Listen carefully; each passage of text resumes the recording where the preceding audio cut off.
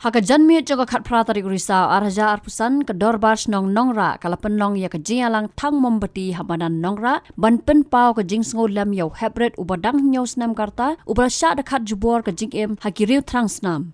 Lala ban sakhi ya ke Jingwan poi ke MLA juga East Shillong ke Dr. Ampareen lingdo syakani ke Jingïalang.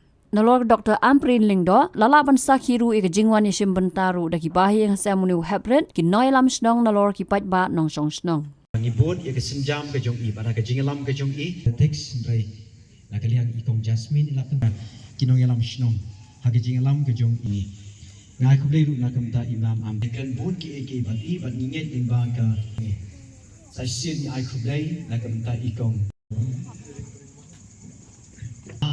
ban kem no ya kita ki badan kiti ha kini ki chat tam snio.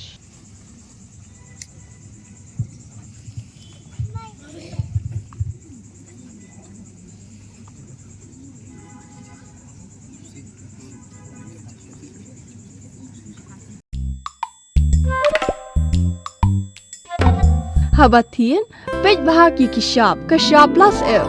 Ka plus F? Hakabam bangibam dunaki eki batay kamet. Namar kata habathiru atau kau kamlu ka umpnyang kadut pej ya ka Shah plus F haka jingsom. Yaki nutrient kumki vitamin bat ka iron la icon diat bat ka bathau bha kam kta I ka dur jingki marbam ka jing mat lani ka rukom shed yaki. Balehi banai kita. Kadon ka we ka jing mentoy ba kongsan. Ka kot ka kia. Ka nutrition bakam bha ka jingim bakam bha pendon kam daki marba modon ka Shah plus F menta kasni. Lawan Ra Shafi Lingba ko office jong Commissionerate of Food Safety Meghalaya.